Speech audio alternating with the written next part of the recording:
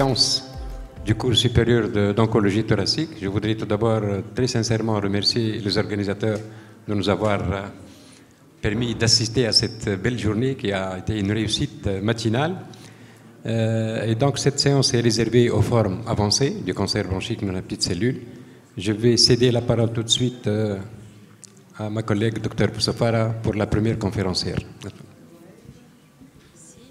Donc, on remercie tout le comité d'organisation de nous avoir invités pour modérer cette séance. Donc, troisième séance dédiée aux formes métastatiques. On va inviter professeur Fatma Chermiti pour nous parler de quel algorithme thérapeutique pour les cancers bronchiques non à petite cellule avec addiction oncogénique ciblable.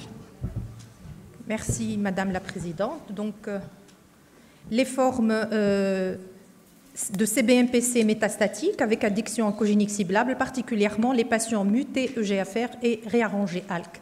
Donc, on a vu qu'en 2025, ce matin, on ne peut pas concevoir le traitement des cancers bronchopulmonaires non à petite cellule sans avoir au préalable le diagnostic histomoléculaire, particulièrement concernant les 3 mutations les plus fréquentes, à savoir le GFR, l'ALK et le ROS1.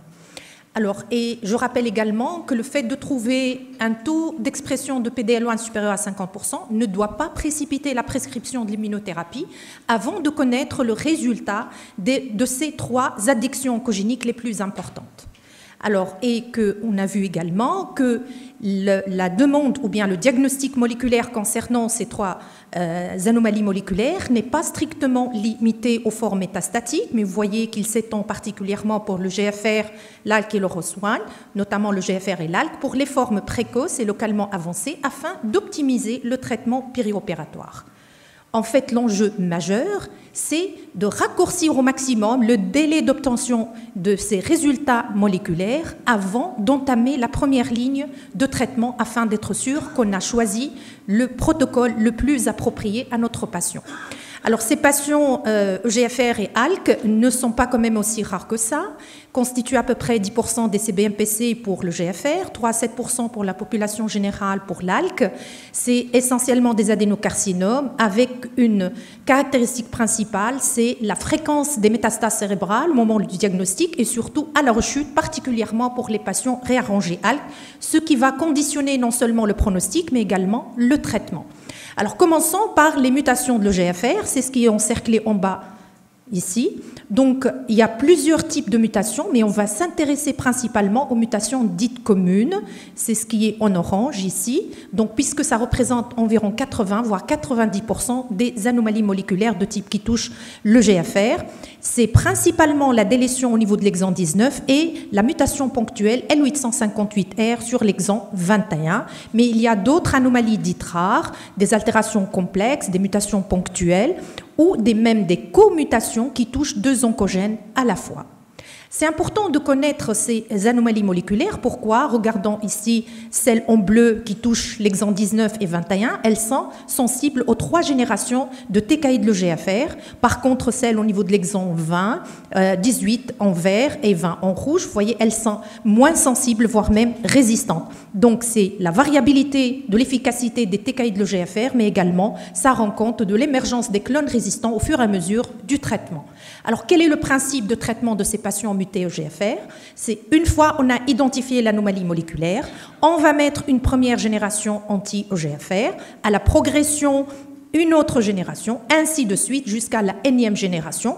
Mais regardez en bas, au fur et à mesure, la dépendance par rapport à cette addiction oncogénique, elle va diminuer pour céder la place à une tumeur qui est plutôt très hétérogène. Et à ce moment-là, on va se rabattre à la chimiothérapie en fin de parcours thérapeutique. Alors, depuis longtemps, pour ces patients mutés EGFR, on sait très bien que les TKI de anti-EGFR, que ce soit première, deuxième ou troisième génération, sont supérieurs à la chimiothérapie en termes de taux de réponse, de survie sans progression. Sur la survie globale, les données étaient modestes puisqu'il y avait finalement un crossover entre les 2 bras. Mais si on analysait de façon combinée ces deux, par exemple, études, Lux Line 3 et 6, vous voyez très bien que la survie globale, elle est significativement supérieure, mais ça reste quand même un gain modeste. Depuis 2018, avec la publication du fameux essai Flora, on sait très bien que l'osimertinib, le TKI de l'EGFR de 3e génération, est supérieur largement aux TKI de l'EGFR de première génération tels que gefitinib et erlotinib. Et vous voyez ici que la survie sans progression, elle avoisine les 19 mois. Ceci est particulièrement vrai même chez les patients avec une métastase cérébrale. Donc osimertinib, il a un meilleur index thérapeutique et il a également une pénétrance intracérébrale qui est beaucoup plus importante. La survie globale, elle dépasse les 36 mois et à 36 mois, on a plus de 30% des patients qui sont encore sous osimertinib. Donc désormais, la meilleure séquence pour ces patients, ce n'est plus de passer successivement par la première, deuxième et troisième génération, c'est d'exposer d'emblée 100% des patients à l'osimertinib parce que ça permet d'améliorer significativement la survie sans progression, ça protège beaucoup mieux contre la maladie cérébrale, c'est mieux toléré que les TKI de première génération et ça améliore, quoique modestement, la survie globale. Puis, donc on s'est assuré que l'osimertinib est le meilleur choix pour ces patients avec une mutation commune de l'EGFR. On s'est intéressé à améliorer un peu les choses en première ligne de traitement. Et là, on a exploré si associer une chimiothérapie à osimertinib permet d'améliorer les choses. Ça, c'était le propos de l'essai FLORA 2. Ou bien d'explorer une autre piste, à savoir l'amivantamab avec le lazertinib. Alors, je vous rappelle que l'amivantamab, c'est un anticorps bispécifique qui cible deux voies en même temps, la voie EGFR et la voie MET, et le lazertinib, c'est un TKI de l'EGFR de troisième génération également. Donc là, c'est le propos de l'essai Mariposa. Alors, pour le premier essai, c'est-à-dire FLORA 2, il a démontré clairement que lorsqu'on associe l'osimertinib à la chimiothérapie en première ligne de traitement chez des patients qui ont une mutation commune de l'EGFR, on améliore la survie sans progression, et ceci même en présence de... et ceci est particulièrement vrai pour les patients qui avaient une métastase cérébrale. Donc, probablement, c'est ce groupe de patients qui ont une métastase cérébrale au moment du diagnostic qui bénéficient le plus de l'association osimertinib-chimiothérapie. Bien sûr, quand on associe une chimiothérapie à l'osimertinib, on va avoir un peu plus de toxicité hématologique de la chimiothérapie. Alors, le deuxième essai, donc en première ligne de traitement, c'est de voir si en associant amivantamab et lazertinib, il fait mieux que la lazertinib, c'est l'essai Mariposa. Et là, clairement, la PFS, elle est mieux avec le doublé amivantamab-lazertinib par rapport à l'osimertinib. Ceci même en présence de certains facteurs de mauvais pronostic, à savoir la commutation TP53, la présence d'ADN tumoral circulant dès le diagnostic et la présence de métastases hépatiques. Donc très probablement dans l'avenir, on va avoir un nouveau standard thérapeutique, à savoir l'association amivantamab-lazertinib pour ces patients avec une mutation commune de l'EGFR. Sauf que, comme je vous ai dit, le principe c'est de mettre donc c'est TKI de l'EGFR, mais on s'attend à ce qu'il y ait au bout d'un certain temps une progression. Alors qu'est-ce qu'il faut faire à ce moment-là? Bien sûr, s'assurer que le patient prend correctement son traitement. S'il prend un autre traitement qui pourrait interagir avec l'osimertinib, définir le mode de progression. Est-ce que c'est une progression lente ou rapide? Est-ce qu'elle touche un seul site métastatique ou plusieurs sites métastatiques? Et surtout, identifier le mécanisme moléculaire de progression. Pour cela, nous avons besoin de rebiopsier le malade, idéalement une biopsie tissulaire sur le site initial ou le site de la progression, en dehors des sites osseux, ou bien de l'ADN, une biopsie liquide, pour finalement savoir si la résistance elle est en rapport avec une anomalie moléculaire qui touche la même voie de signalisation, donc elle est dite on target, ou bien si elle touche une autre voie de signalisation bypass, donc off target, ou bien s'il s'agit carrément d'une transformation en un autre type histologique, en particulier le carcinome neuroendocrine à petites cellules. Mais il faut savoir également que utiliser l'osimertinib en deuxième ligne ou en première ligne de traitement, et quand on a une progression, dans 40 à 50% des cas, parfois, le mécanisme de résistance moléculaire n'est pas identifié. Alors, qu'est-ce qu'on peut proposer pour ces patients en progression post-osimertinib? Vous voyez qu'on a plusieurs choix, c'est ce qui est ici, mais parmi ces différents choix, les deux qui semblent associés à une meilleure PFS, c'est la chimiothérapie immunothérapie anti-angiogénique, bevacizumab, ou bien la chimiothérapie associée à l'amivantamab et le lazertinib, c'est l'essai Mariposa 2.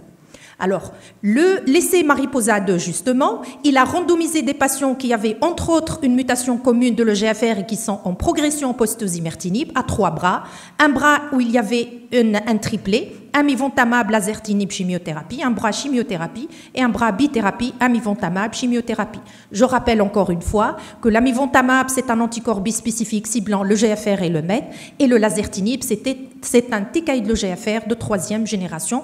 Et là, vous voyez que le triplet et le doublet, qui associe amivantamab à la chimiothérapie avec dans le triplet le lazertinib, fait beaucoup mieux que la chimiothérapie seule.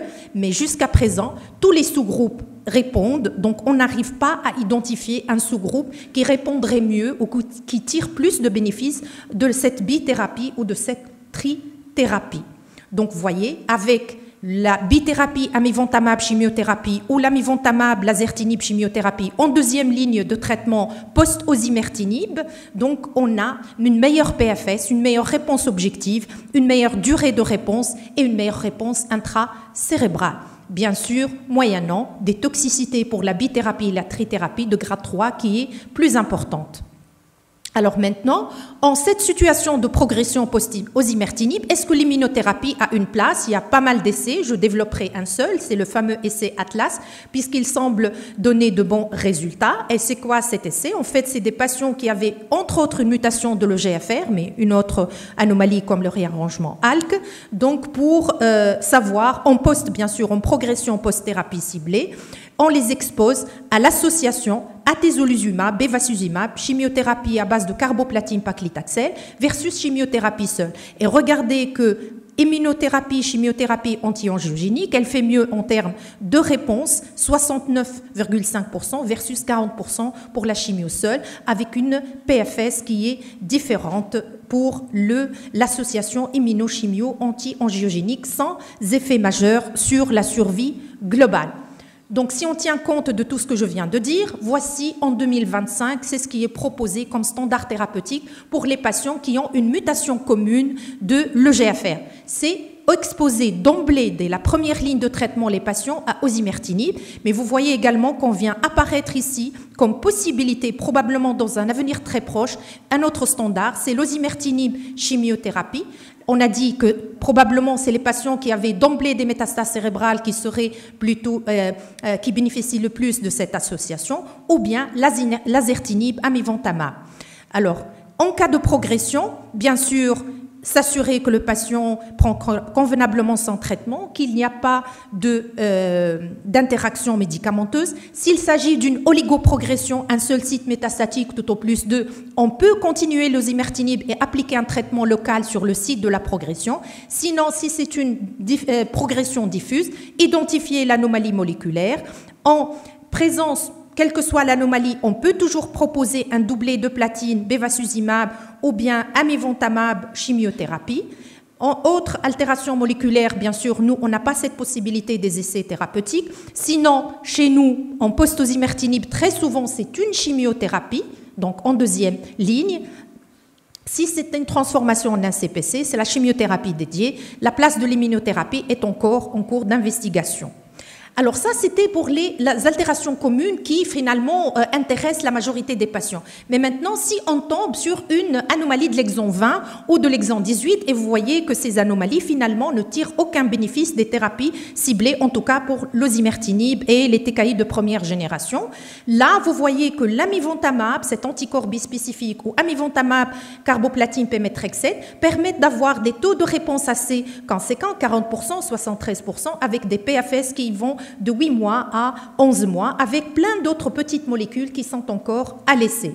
Alors pour l'amivantamab, il a été exploré chez ces patients qui ont une insertion de l'exon 20 dans l'essai papillon, donc qui a randomisé les patients entre chimiothérapie amivantamab versus chimiothérapie, et là on a une meilleure PFS, et là encore on n'a pas individualisé un sous-groupe qui semble bénéficier le plus de cette chimiothérapie amivantamab. Ce qu'il faut retenir pour ces patients qui ont une anomalie rare, type insertion de l'exon 20, il y a la chimiothérapie avec l'amivantamab, il y a la chimiothérapie avec bifasuzumab. C'est ce que nous proposons à nos malades en Tunisie. Donc, afatinib pour certaines anomalies bien particulières que vous voyez ici. L'osimertinib, est-ce qu'il a une place? Non, sauf si il y a en plus une commutation, c'est-à-dire une mutation commune associée. Si on a l'exon 20 et par exemple l'exon 19 ou 21. Là, c'était pour les patients mutés EGFR. Je passe rapidement pour les patients avec un réarrangement ALK. Donc, c'est une fusion entre deux gènes qui vont donner place à une protéine qui va induire une voie de signalisation anormale. C'est presque mutuellement exclusif avec le GFR. Et vous voyez là les différentes générations de TKI anti-ALK. Première génération, le crizotinib. Deuxième génération, retenez essentiellement la lectinib, le bérégatinib. Et la troisième génération, retenez le lorlatinib. En Tunisie, nous avons le crizotinib et la lectinib. Alors, même principe que pour les EGFR, on va mettre successivement des générations, puis la tumeur devient très hétérogène, on va se rabattre sur la chimiothérapie. Alors, depuis longtemps, le crizotinib a prouvé sa supériorité par rapport à la chimiothérapie en deuxième ligne puis en première ligne de traitement, sauf que très rapidement, il va y avoir des progressions qui, dans 50% des cas, dépendent d'une autre voie. Dans 20 à 30% des cas, c'est la même voie, donc c'est une multiplication des copies, d'autres mutations qui apparaissent, mais également c'est des transformations en d'autres types cellulaires et dans un tiers des cas, c'est une rechute sous forme de métastase cérébrale. Alors, d'où l'intérêt de développer d'autres générations qui sont beaucoup plus spécifiques de l'activité ALK, qui sont actives également sur la voie bypass, qui sont actives sur les mutations de résistance au crizotinib et qui sont plus efficaces sur la maladie cérébrale. Et là, toutes ces molécules de deuxième et troisième génération ont mis leur supériorité par rapport au crizotinib dans plusieurs essais qui sont résumés sur cette plaque. Brigatinib, alectinib dans l'essai ALTA-ALEX. Vous voyez que la survie sans progression elle est meilleure avec ces deux molécules. L'onzartinib également. Mais surtout, ce que je veux que vous reteniez, c'est le lorlatinib dans le fameux essai Crown qui a dépassé largement le crizotinib. Et ce qui est intéressant avec cette molécule, c'est un anti-ALK de troisième génération, c'est la meilleure survie sans progression chez les patients qui n'avaient pas encore développé une métastase cérébrale. Donc, réponse dans tous les sous-groupes, une survie et une réponse cérébrale complète à 1 an de 61% versus 15% avec le crizotinib et surtout un taux de survie à 5 ans qui est de 53%, ce qui est quand même, n'oublions pas que c'est des malades métastatiques. Donc avoir plus de la moitié qui sont encore en vie à 5 ans, c'est quand même un résultat assez considérable. Alors la tolérance ou la toxicité, donc elle est là, elle est notamment digestive, cutanée, hépatique, mais les grades 3 et 4 ne sont pas très importants. Pour le lorlatinib, donc il y a une toxicité assez particulière qu'il faudra retenir, c'est la perturbation du bilan lipidique, la prise de poids, les œdèmes et les troubles neuropsychiques. Il faut retenir ça parce que ça va conditionner la prescription. Donc, auparavant, voici le standard thérapeutique, c'était identifier l'ALK, le réarrangement ALK et mettre le crizotinib. À la progression, on aura bien sûr des perdus de vue, ça va permettre de démarrer une deuxième génération, puis une troisième génération. Puis, depuis là, c'est le scanner d'une de nos patientes qui actuellement a plus de 2 ans de crizotinib et qui est en réponse complète. Elle a été opérée sur la métastase cérébrale, radiothérapie donc post-cérébrale, et avec le crizotinib qu'elle tolère relativement bien, mis à part une prise de poids, quelques œdèmes, mais elle est en réponse complète. Alors, elle était T4, N2, M1B. Alors, puis, donc, avec le fameux donc, essai ALEX, donc, on a l'alectinib est devenu le deuxième standard, ou le nouveau standard en première ligne de traitement. Et vous voyez que la PFS avec l'alectinib en première ligne de traitement, elle dépasse les 3 autres PFS additionnés. À la progression, on pourra proposer le troisième génération, à savoir le lorlatinib. Donc, meilleure qualité de vie, meilleur contrôle de la maladie cérébrale, ça va faire des économies de ligne, repousser au maximum la progression et donc la rebiopsie. Sauf que même avec les TKI anti-ALK de deuxième génération, vous voyez, on aura plus de possibilités de résistance avec des anomalies moléculaires. Donc là, c'est la progression post-crizotinib. Donc, et là, c'est la progression post-cérétinib et alectinib. Et vous voyez qu'on a pas mal de mutations de progression, notamment cette mutation G1202R. Mais ce qui est important à noter, regardez tout à fait à droite, le lorlatinib, qui est un anti-ALK de 3e génération, il est pratiquement efficace sur toutes ces anomalies, ces mutations donc, de résistance. Donc, ça serait bien de le prescrire d'emblée, si ça permet de faire d'emblée, d'exposer ces patients et d'éviter ce risque de résistance à toutes ces mutations, notamment la G1202R, qui est quand même assez fréquente. Donc de là, voici les nouveaux standards thérapeutiques des patients avec réarrangement ALK. On peut soit commencer par l'alectinib en première ligne de traitement, ou le brigatinib, qui est un anti-ALK de 2e génération. Ou bien, d'emblée, exposer les patients au lorlatinib dès la première ligne de traitement, c'est un anti-ALK de 3e génération, notamment chez ce groupe de patients. Ceux qui n'ont pas encore de métastase cérébrale, voyez qu'il a un effet entre guillemets, de prévention contre l'apparition de cette maladie. Chez les patients qui n'ont pas de facteur de risque cardiovasculaire, qui n'ont pas d'antécédents de maladie neuropsychique, qui ont ce variant particulier, le variant 3AB, parce qu'il est doté d'un plus mauvais pronostic et il prédit la mutation de résistance, la G1202R. Alors, au bout d'un certain temps, bien sûr, il va y avoir une progression, rebiopsier les patients pour identifier le mécanisme de résistance, pour proposer un traitement en 2e ligne. Qu'est-ce que ça peut être, ce traitement en 2e ligne? Si on a prescrit l'alectinib ou le brigatinib, on peut, en présence de toutes les mutations, si on a identifié une mutation, que ce soit la G1202R ou une autre, proposer le lorlatinib en 2e ligne de traitement. Par contre, si on a prescrit le lorlatinib en première ligne de traitement, ça va être un peu plus compliqué, mais de toute façon, on peut toujours se rabattre sur la chimiothérapie. L'immunothérapie pour ces patients, elle est en train toujours de chercher sa place. Pour le moment, il n'y a pas d'évidence de prescrire l'immunothérapie pour ces patients qui sont en progression post-lorlatinib. Donc, je finis ma présentation pour attirer votre attention sur les principaux challenges en pratique courante pour ces patients mutés EGFR et ALK, c'est le diagnostic histomoléculaire. Il faut autant que possible demander chez les patients fumeurs ou non, pour les CBMPC, donc les mutations et le taux d'expression de PDL1.